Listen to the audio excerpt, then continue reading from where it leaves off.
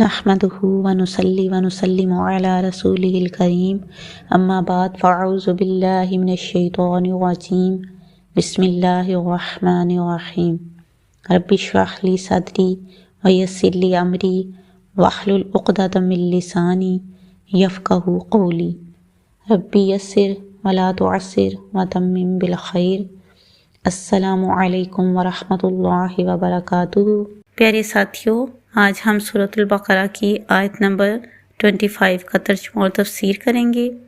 وبشر اور خوشخبری دے دیجئے الذین ان لوگوں کو آمنوا جو ایمان لائے وعملوا الصالحات اور انہوں نے نیک عمل کیے، انا یہ کہ لہم ان کے لیے جنات باغات ہیں تجری بہتی ہیں من تحتہا ان کے نیچے انہار نہریں، کلما جب کبھی روزی کو رزق دیے جائیں گے منہا اس میں سے من ثمراتن پھلوں سے رزقا بطور رزق، قالو وہ کہیں گے ھذا یہ الذی وہی ہے جو رزقنا دیے گے ہم من قبل اس سے پہلے، واتو اور دیے جائیں گے بھی اس سے متشابہن ملتا جلتا، ولہم اور ان کے لیے فیہا اس میں ازواجن بیویاں ہوں گی مطہرتن نہایت پاکیزہ، وہم اور وہ فیہا ان میں خالدون ہمیشہ رہنے والے ہیں، یعنی وہ اس میں ہمیشہ رہیں گے۔ اب ہم اس آیت کا تفسیر کرتے ہیں۔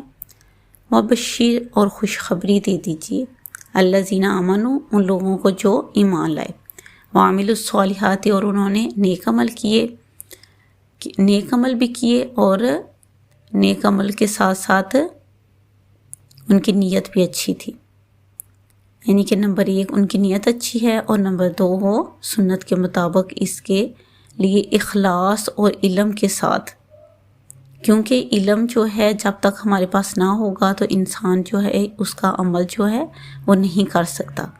اور امام بخاری نے اپنی کتاب میں ایک باب باندھا ہے العلم قبل القول قولی والعمل، کہ العلم قبل القول والعلم، بات اور کام سے علم علم جو ہے وہ ضروری ہے۔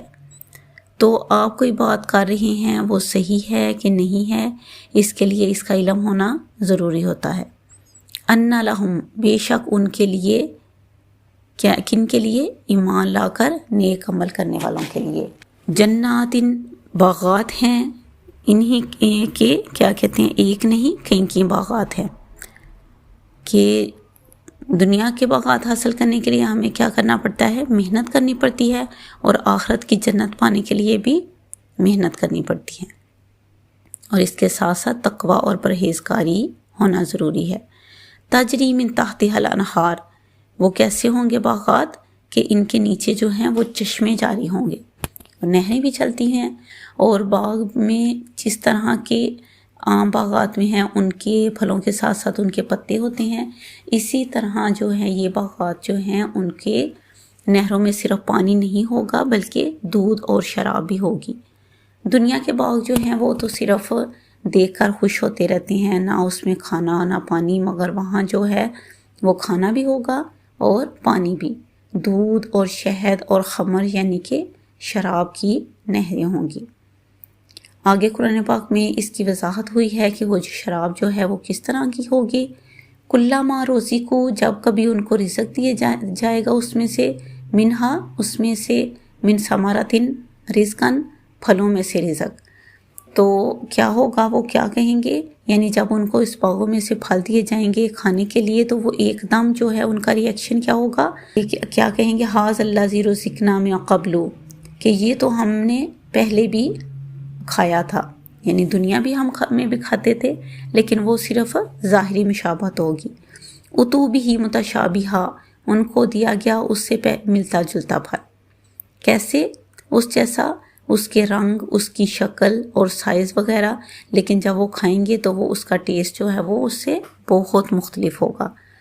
وَلَهُمْ اور ان کے لیے فیہا اس میں، کس میں، جنت میں، ازواج مطہرۃ پاکیزہ بیویاں ہوں گی، نہایت پاکیزہ جوڑے، یعنی عورتوں کے لیے شوہر اور شوہروں کے لیے بیویاں. اور جو ایک خصوصیت بیان کی گئی ہے وہ کیا ہے؟ مطہرن، یعنی کہ پاکیزہ، اندر سے اور باہر سے صاف ستھرے، نہ دل میں کوئی میل ہوگا اور نہ کوئی حسد، بس خوشی ہی خوشی. سب سے بڑی بات کیا ہوگی؟ وَهُمْ فِيهَا خَالِدُونَ، اور وہ اس میں ہمیشہ رہیں گے، وہاں سے نکلنا ہی نہیں، نہ وہ نکالے جائیں گے. لا یبغون عنہا حولا، ایک منٹ کے لیے بھی ادھر ادھر نہیں ہونا چاہیں گے وہ اس میں سے، اس جنت میں ہمیشہ رہنا چاہیں گے وہ. خالدون، ہمیشہ. کہ آپ دیکھیں کہ ایک حدیث میں آتا ہے کہ ایک فرشتہ جو ہے وہ اعلان کرے گا کہ اے جنتیوں اب موت نہیں آئے گی، اور اے جہنمیوں اب موت نہیں آئے گی. جو فریق جس حال میں ہے ہمیشہ اس میں رہے گا. اور ایک اور روایت ہے کہ اگر اہل جنت خوشی سے مر سکتے تو وہ مر جاتے. یعنی کہ آخری مرحلہ کیا ہوتا ہے کہ انسان کسی خبر کو سن کر وہ جو اچانک اس کو کیا ہوتا ہے، اس کا شوق لگتا ہے، اٹیک ہوتا ہے، اور وہ جو کیا ہوتا ہے، کیا کرتا ہے، مر جاتا ہے. اور اہل جہنم جو ہیں وہ غم سے مر جاتے، مگر وہ موت جو ہے وہاں جو ہے وہ موت تو ہوگی نہیں، کیونکہ موت کو ایک مینڈے کی شکل میں لایا جائے گا اور اس کو سب کے سامنے ذبح کر دیا جائے گا. اور پھر یہ ہے کہ نہ اس کے بعد ان کو موت آئے گی، اور وہ جگہ جو ہے وہ اللہ کی تخلیق کا ماسٹر پیس، سب سے زیادہ خوبصورت، اور وہ کیا ہے؟ جنت. اور یہ صرف ان لوگوں کے لیے ہے جو اپنی خوشی کے ساتھ اپنی مرضی سے اپنے آپ کو اپنے رب کے آگے جھکا دیتے ہیں، سب سے زیادہ اس سے محبت کرتے ہیں، اور سب سے زیادہ اس سے ڈرتے ہیں، اور سب سے زیادہ اس کو اپنا مطلوب، اپنا مقصود اور اپنا محبوب بناتے ہیں.